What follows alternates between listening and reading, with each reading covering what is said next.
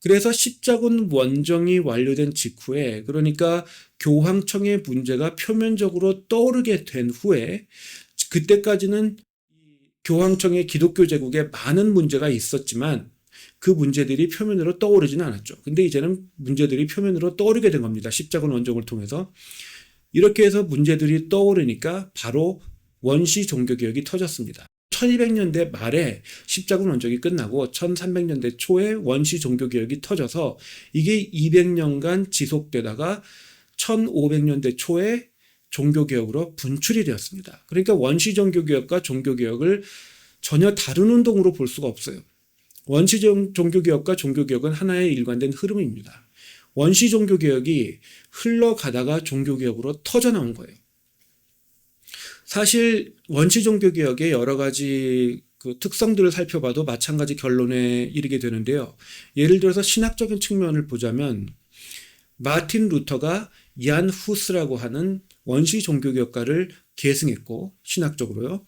그리고 얀 후스는 얀 위클리프를 계승했습니다. 그리고 얀 위클리프는 어거스틴과 아타나시우스를 계승했고, 이 어거스틴과 아타나시우스는 사도 바울의 신학에 동조했습니다. 그러니까 사도 바울의 신학을 계승했습니다. 그러니까 마틴 루터에서 얀 후스에서 얀 위클리프와 어거스틴 아타나시우스를 거쳐서 신약 성경 바울, 그러니까 사도들의 전승까지 연결이 되는 거예요. 그래서 이것을 하나의 흐름으로 보셔야 되고, 그리고 성경에 있어서 얀 위클리프가 원시 종교개혁가들 중에 가장 대표적인 예라고 할 수 있는 얀 위클리프가 원어 성경을 평민어, 즉 vernacular language로 번역하기를 희망했습니다. 그렇게 해서 평민들이 직접 성경을 읽고 깨닫는 것을 원했다는 거죠. 근데 반대로 로마 가톨릭은 교회의 성경 해석이 절대적이다.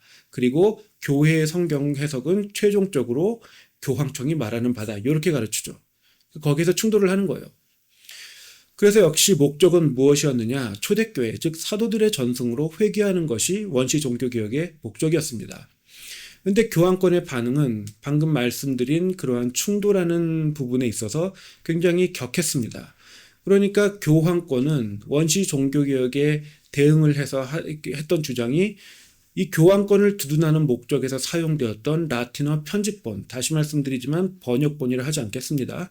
라틴어 편집본만을 읽기를 원했고, 그것도 일반 평민들은 읽을 필요 없고 라틴어를 아는 영주들만, 그리고 사제들만 읽기를 원했고, 원어로부터 평민어로의 성경 번역을 반대했습니다. 그래서 교황청은 모든 성경 번역을 이단시했고, 당연히 원시 종교개혁가들은 성경을 번역하려고 했기 때문에 원시 종교개혁가들이 들고 일어날 때마다 그 원시 종교개혁가를 이단으로 정죄해서 배격하고 출교시켰습니다.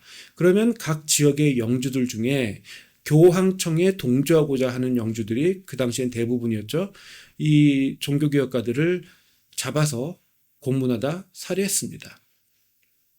이런 식으로 전체주의 포갑이 계속 이루어졌던 거죠. 그러니까 이렇게 전체주의식으로 교회에 고칠 점이 있다, 성경과 어긋나는 점이 있다, 초대교회로 돌아가야 한다 하면서 교회를 고치려 하는 사람들을 수용하는 것이 아니라 그냥 전체주의니까 힘으로 찍어 누르는 거예요. 회개를 안 하는 겁니다. 이 회개하지 않는 교회, 회개하지 않는 교황청 때문에 종교개혁이나 아니면 교회 차원에서의 회개는 절대 이루어지지 않을 일인 것처럼 보였습니다. 말 그대로 빛이 보이지 않는 종교적 영적 암흑기였던 것이죠. 실제로 로마 교황청은 역사상 가장 많은 인명을 살상한 사회기관으로 여겨지고, 또 중세교회만 하더라도 개신교인 5천만 명을 학살했다는 통계가 존재합니다. 이 일련의 과정을 봐야 되는 시선이요, 하나님의 입장에서 보자면 십자군 원정을 통해서 교회에 많은 위선된, 변질된, 타락된 문제를 드러내신 겁니다. 표면으로. 그래서 원시 종교개혁가들이 들고 일어나서 회개 또는 개혁을 촉구한 것입니다. 그런데 교황청의 반응은 회개하는 대신 한 세대 동안, 그러니까 약 40년 동안 원시 종교개혁가들을 일방적으로 학살하기만 했습니다. 원시 종교개혁가가 발견되면 학살되는 것이 이제는 일종의 패턴으로 정착되게 되었던 것입니다. 로마 제국과 다를 바가 없고, 또 오늘날의 북한과도 다를 바가 없습니다. 전혀 회개하지도 않고 개혁하지도 않습니다. 이렇게 한 세대 동안 하나님의 종들이 순교만 거듭하자 이제는 하나님께서 또 다른 재앙을 내리십니다. 흑사병입니다. 흑사병을 일으키고 전파한 것은 몽골 유목민족입니다. 이전에도 서유럽은 2차례나 몽골 유목민족의 침입을 받았는데 그때마다 속수무책으로 당했기 때문에 이번에는 아예 두려우니까 성문을 걸어 잠그고 열지를 않았습니다. 아예 나오질 않았어요. 싸우려고 나오질 않았어요. 그러니까 성 안에 먹을 게 많다 이거죠. 그러니까 자기들은 더 장기적으로 버틸 수 있으니까 그리고 나가서 싸워봤자 그냥 연전연패만 당하니까 우리는 안 싸우겠다. 그래서 성문을 걸어 잠갔어요. 그런데 몇 년 전에 중국에서 흑사병이라는 것이 처음으로 발병을 했고 중국을 침략하고 또 중국을 정벌하고 다스리고 그랬던 몽골 유목민족들은 이 흑사병을 픽업해서 가지고 있던 겁니다. 그런데 이 유목민족들은 장기 수경에 부적합했습니다. 그러니까 어떻게 장기간 동안 한 곳에 머무르는지 이거 자체를 알지를 못해요. 그냥 유목민족이니까 잠깐 어느 한 곳에 있다가 돌아다니고 다시 이동하고. 아메리칸 인디언 같은 그러한 삶을 살아왔기 때문에 장기 수경에 대한 지혜가 없었습니다. 그래서 저쪽에서 성문을 걸어 잠그니까 성문 앞에서 오랫동안 수경을 했잖아요. 그러니까 이 몽골군의 진영에서 흑사병이 창궐을 했습니다. 그런데 이 유럽의 기독교인 군대 같으면 죽은 동료들을 묻어줬을 텐데 이 몽골군은 달랐습니다. 낮에는 투석기를 이용해서 사체를 성 안으로 집어 던지고 밤에는 몰래 들어가서 우물에 유기했습니다. 이에 더해서 서유럽의 위생관념이 당시에는 너무나도 열악했습니다. 동양보다 훨씬 더 뒤떨어졌었어요. 예를 들어서 조선에는 이 당시만 하더라도 집집마다 화장실이 있었죠. 뒷간이라고 하는 화장실이 있었는데 이 서유럽 사람들은 그냥 집안에서 소변 대변 다 본 다음에 창문에서 밖으로 옥물을 거리에 투척을 해버렸어요. 그래서 비가 오면 그냥 길거리에 똥물이 흐르는 겁니다. 그래서 이 똥물을 안 밟기 위해서 나온 게 하이힐이고 프랑스의 왕궁 같은 경우에도 굉장히 호화롭게 지었죠. 여기서 매일 파티를 하고 뭐 사람들 모이고 축제를 하고 이랬는데 여기에 화장실이 없었어요. 화장실이라는 개념 자체가 없었어요. 그러니까 여기저기 사람들이 숨어서 대변을 보고 소변을 보고 그래서 오물 냄새가 항상 진동을 했습니다. 그러니까 눈으로 보기에는 정말 아름다운데 냄새는 전혀 그렇지가 않은 거예요. 그래서 이런 냄새를 커버하려고 하다 보니까 향수가 개발된 겁니다. 지금도 패션과 향수 이런 걸로 프랑스는 돈을 많이 벌고 있죠.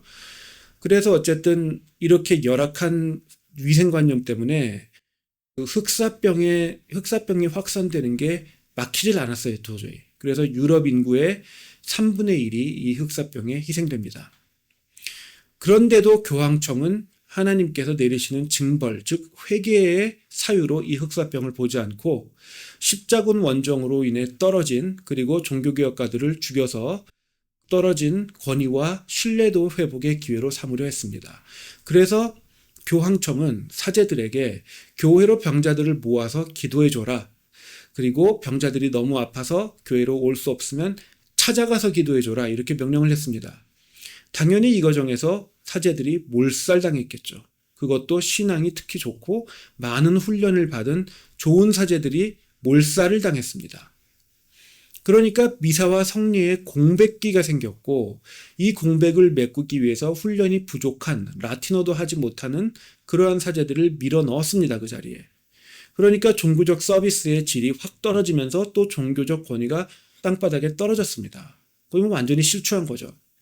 그래서 교황청이 바랬던 것과 정반대로 종교적 권위가 흑사병을 통해서 완전히 실추되어 버렸고 또 흑사병이 교회를 중심으로 번져나갔기 때문에 공적 기관으로서의 사회적 신뢰도, 그러니까 교회가 가지는 사회적 리더십이 또 몰락해버렸습니다.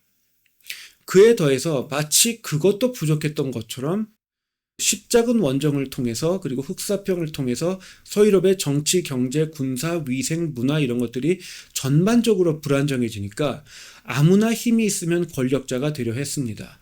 이에 타락한 교황청은 주교직과 교황직을 사고 팔다가 나중에는 둘이 나와서 그리고 더 나중에는 셋이 나와서 각자 군대를 거느리고 스스로 교황임을 자처하면서 서유럽 전체의 패권을 두고 물리적인 전쟁, 서로 죽고 죽이는 혈과 육의 탐욕적인 전쟁을 벌였습니다.